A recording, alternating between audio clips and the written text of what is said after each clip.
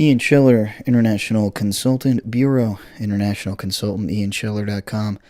Click at the top, click through to International Consultant Bureau, order web services, reserve time with the International Consultant, and listen to the Web Basic podcasts.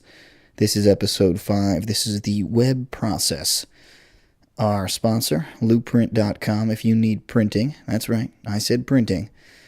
It makes a really good impression, believe it or not. That's why people used it for years. Digital printing, offset printing, booklets, business cards, posters, large format, posters, postcards, anything you could think of that you may need, Blueprint.com. You could order a lot of basic stuff online. If you have a special item, just call the shop. The numbers are on there. Shipping in the continental U.S., so no matter what coast you are on or where you're from, give them a call. So if you've been listening to the Web Basic podcast, and I hope you've been, just giving you a little bit of details about the web process, how it works, some behind-the-scenes information to help you save time and money. We've gotten up now to what the web process actually is, and maybe episode 5 is a bit late to be going over that process, but it's always good to secure your domain name and get all that information straight before you start getting into designing a website, because you can't really do any of that before you do that. So hopefully now you've got your domain name, you've settled on a web host, and I'm actually going to post a nice link to some web hosts that people use. And you want to pick one, of course, that's inexpensive in your budget. If you're doing a small website, most of the basic over-the-counter web hosting places are going to get you what you need. If you're doing something bigger with a database and all that kind of stuff, that's a little bit bigger, but most over-the-counter web hosting stuff, and you can't really have a website without hosting it. Most of that stuff's really cheap, and it's just very affordable. One thing you just want to make sure is they have good customer service. And listen, I believe it's one of the earlier Web Basic podcasts here on domain names and hosting, and get you more info on that. So this is episode 5, the web process, and I want to run this down here. Here we go. This is what basically the web process breaks down to. And if you hire a freelance person, or if you decide to do this yourself, you'll be going through this process whether you know it or not.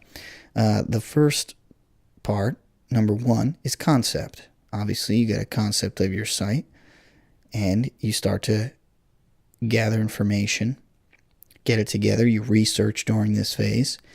Next, we have wireframing. That's where you're sketching out your site. Then you have designing. Then you have coding. After the site is coded or programmed, you have testing. Then the site is published. And then you have upkeep. Okay, so let's go through those again. Each one in a little more detail. And just to let you know, so if you hire an outside person, right, and you're going to do a website, you're going to go pretty much through this process. They're going to walk you through it. Now, one quick note, and we're going to go into this later when probably the next episode, or maybe the one after, about working with a designer hand in hand, but I'm just going to give you this tip real quick. Usually the designer, because the design phase is all about figuring out where stuff is, what stuff looks like. It's based on taste. If your designer's good, it's based on, years of education and experience within the web. They usually do not proceed until you say, yes, I like this, go on to the next part of it. And most of the time, people will start with a homepage. You'll get your homepage look down. Once the homepage is designed and you say, yes, I like that homepage, they will go on and make the subsidiary interior pages on the website. But if you email back with them back and forth and start having a conversation, or you call them a lot, and I don't recommend you calling them unless they say, hey, it's okay to call me. The best way to work with people on the web is to just email them. But if you don't give them clear-cut direction, they're probably going to sit around and wait until you say, hey, I want you to do this. So if you see a design and you're not crazy about it, be very specific of what you don't like about it. And if you say something like it doesn't pop or it doesn't feel right, well, that's fine, but you have to back it up with specifics. Now, this can be hard for those of you that don't have that vocabulary. But I'm just telling you, in general, this process doesn't move forward. I guess that's the point. This process doesn't move forward usually without your clear consent. Okay, so that's something to know, and that's why we're just going to review the process now, and then we'll go into further detail in the next episode. So here we go again. Concept. Now this concept phase can combine a few phases, and again, you're going to see different variations of this chart across the web. If you just Googled the web process or web production, you might see these certain elements in this general order. There's different methods of production. So sometimes people will do these in tandem with each other if they have the manpower. If you're working with a single person, they'll probably just go logically down the line in order best they can, as fast as they can to accommodate you. So in the concept phase, it's a lot about what we talked about. It's about researching and looking at competition or just sketching with that pencil and paper, sketching what you want your website to be. And you're concepting the whole thing, what colors you might like, which brand logo you're going to use, how the logo will be depicted, all that, etc., etc. And now by this point, of course, we have our logo together, we have our branding, we have our site sketches, we have some pre-existing materials perhaps. And if you don't have all that, that's fine. Hopefully you have some of it, or you're getting it together. So during this concept time, that's what you're doing, is you're getting all this stuff together. Now, inside the concept phase, or as we move into the design phase, there is wireframing. Wireframing is about user experience. Now, user experience, if it is poor, obviously on your website, you're not going to get a lot of people going there. If it's good, you'll probably get people to hang out there. Now, if you have a product or a service, chances are you want to use your website to show off your product or service. And even if you have a little PayPal site on there or something bigger with inventory, like a shop, you want people to have an easy time to get the products in the cart and to buy.